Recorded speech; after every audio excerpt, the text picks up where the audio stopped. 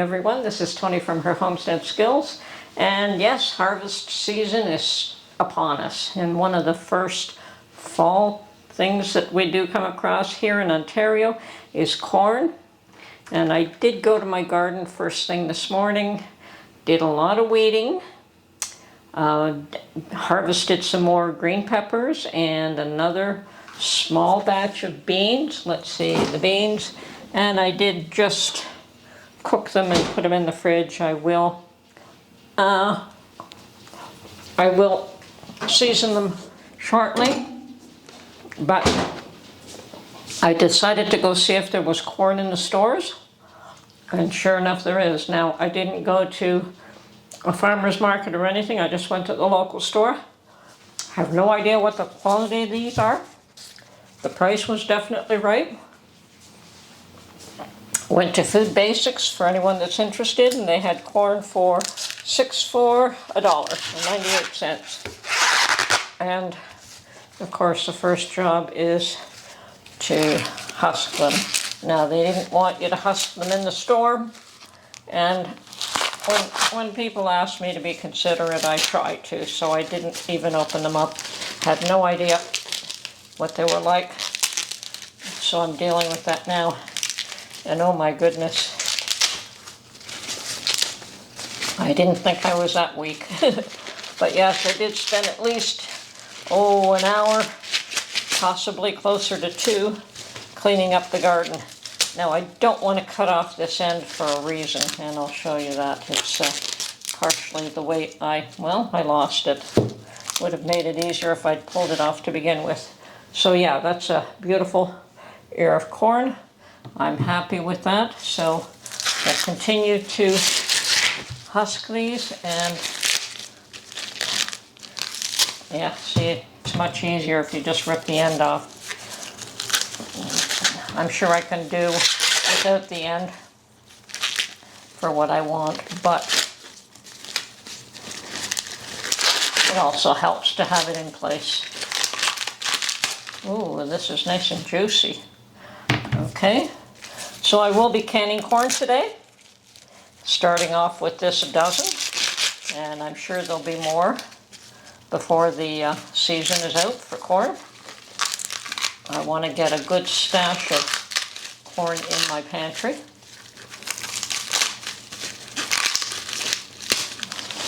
There we go.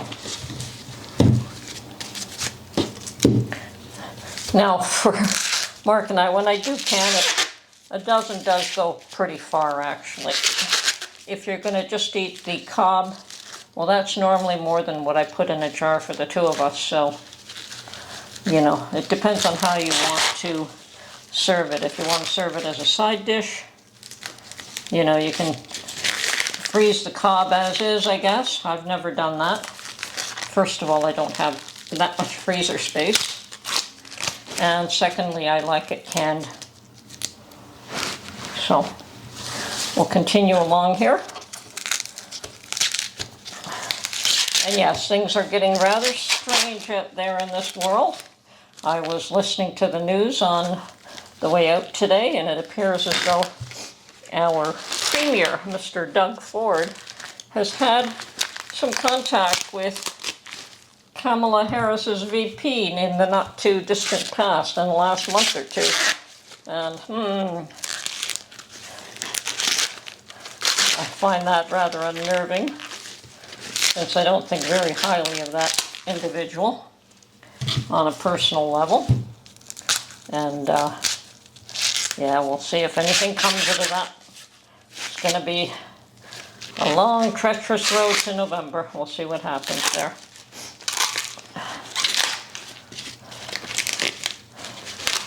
Hopefully no more unpleasant surprises, but I understand there seems to always be what they call an October surprise, so perhaps we should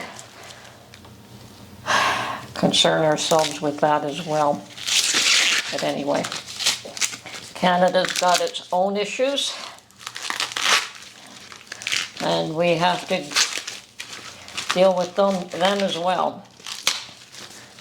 Okay, Oh yes, and of course what I heard on the news as far as Ontario is concerned is that they are getting all the dentists on a federal plan for dental care now. So far it's just for old folks, and I understand they're going to be putting children on this dental plan. And initially dentists were very reluctant to join that plan, but it seems as though they have, up 75% of them have decided that they would. So I don't know what they're offering them more to entice them to actually join a government-run plan. I mean, we have a government-run health plan, and dentists have always been free of that. Either you pay for your dental service or you have dental insurance through your workplace that covers some of those things. Now, I'm sure that the dental plan right now, government paid for, is not that, doesn't cover everything. I have no idea what it covers. I'm sure I'm eligible, and I think Mark is too, but he refused to participate. I don't know if I will or not. Anyway, more of that down the road. Okay, I finished my peeling efforts, and now to clean up this mess and then get ready to take the kernels off those cobs. And that is my pathetic little carrot harvest that I got from my garden. Trouble is, the soil was way too hard to allow those to grow, but they seem to have tried. You know, what can I say? They are small. They'll make a nice little mouthful, but I'll know better next year how to, you know, every year is a bit of a learning curve. And there's all kinds of tools for stripping the kernels off the cobs, and I've tried a number of them and didn't like any of them. And I actually looked for them and I couldn't find the last one that I tried. So I have always found that just using a knife was probably the easiest thing for me. Now, somebody suggested using an electric knife, so I'm going to try that because I do have one. Rarely used, actually. And I couldn't find my bunt pan, which is something that I only use for stripping corn. So anyway, well, I've got this tray out instead to catch the kernels, and let's see how well this works for me. Oops. Okay.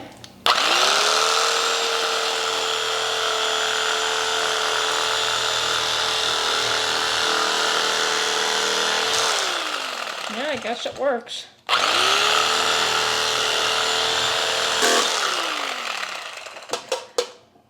Problem is, this tray is too deep. Might have to find something that's a little more shallow. But I don't want to hurt my dishes either.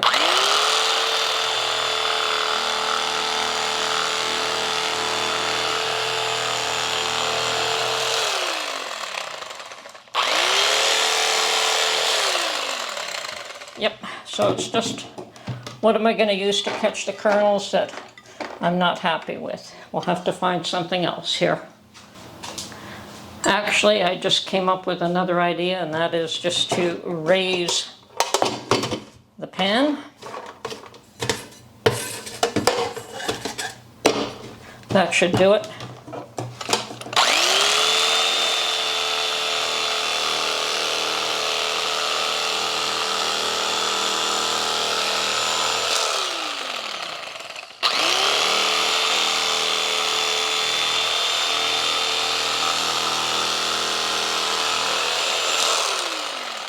Okay, that worked nicely.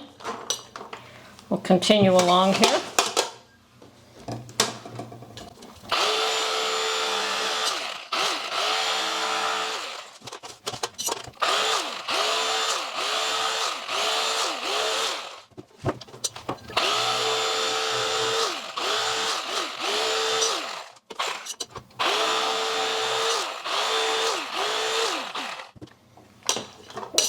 Okay, so I'm just going to continue along here until I've got them all done, and then we'll get back to you.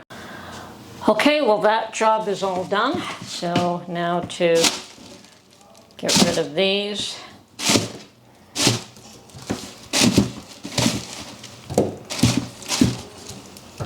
Okay, and the next process is going to be to put these in jars, and I've decided on pint jars, even though I don't fill the pint jars totally, because that would be too much for a single meal for Mark and I tend to like not to leave leftovers in the fridge, or or be forced to eat something 2 days in a row because it's there. So I pretty much only fill the pint jars halfway full. I could use jam jars for this, but I don't bother. Okay, make sure you have clean jars and do the jars that work for you and the quantity that works for you. As I said, I'll probably do these about, half full for me. Perhaps, yeah, maybe just a little bit more than half. That ought to do it.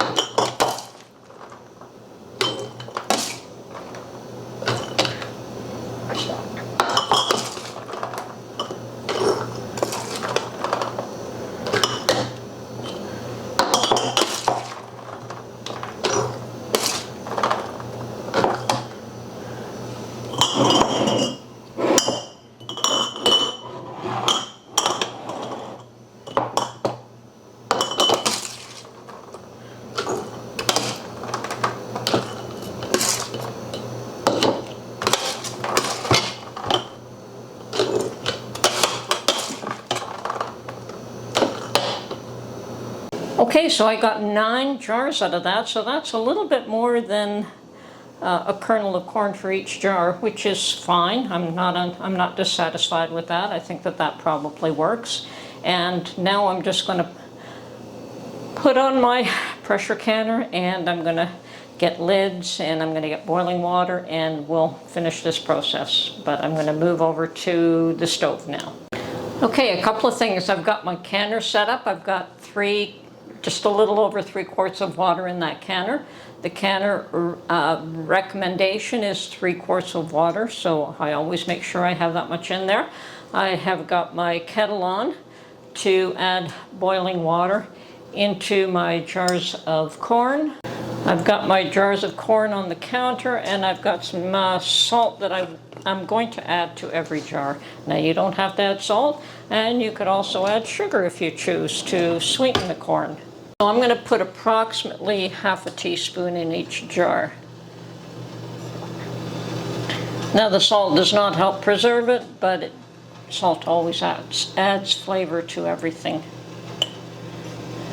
And as I said, you could actually put sugar in this as well. Sometimes when we heat corn up to use it, we'll add a spoonful of honey, and that gives it a sweet taste as well.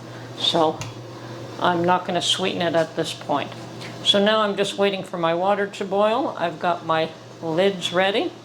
I'm going to get some vinegar and the rings ready, and then we'll be ready to put these together and put them in the canner. Okay, there's my kettle. And I've got to be very careful with this because it's very full and very hot. So, start with the first one here. And you want to leave about half an inch head space. I'm not too fussy over that, but yeah, an inch head space is good.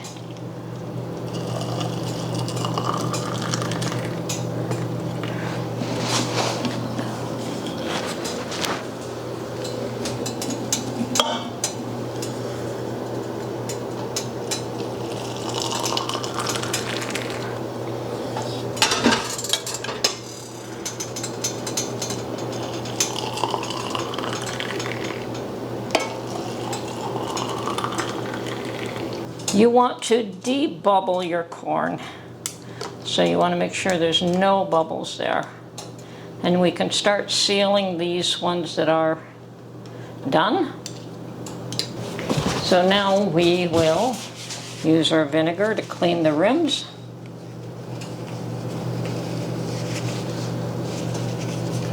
And meanwhile, my canner is heating up. I can see that the water is boiling there as well.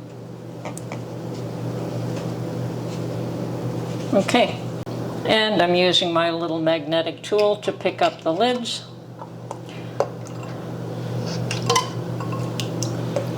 That have been sitting in hot water. Now these are extremely hot now. And it may not seem like there's enough corn in these jars, but certainly if you have a larger family, you may want to fill up these, or you may want to do them in quarts. That's really up to you. There's no reason why you shouldn't be doing that. It's just that this is the quantity that works for Mark and I. And as I said, finger tight. Don't need any more than that. I think I always do them just slightly tighter than what other people recommend, but it is still finger tight. Okay, they're all done.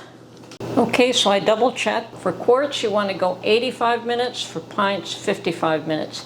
Now, this is at my altitude, which is under 1,000 feet. You have to definitely double check what the pressure you need and how much time you need, depending on your altitude, like it is altitude specific.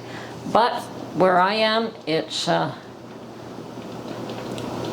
11 pounds pressure, 55 minutes for pints. Oh, and the one thing I forgot was to, and I always seem to forget, put the balance of the vinegar in the canner.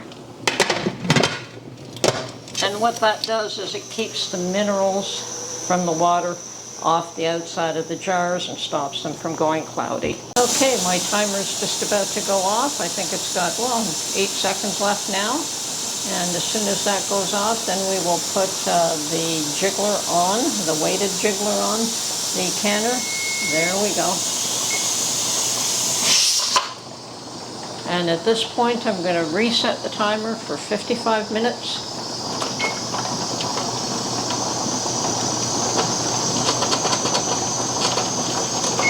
And when it's done, we can take everything out of the canner. That's it for now. That's all I can show you. But that is the process. This is Tony from her Homestead Skills. Hopefully everyone will seal. I'll let you know. I'm sure they all will, though. All right. Have a great day, everyone.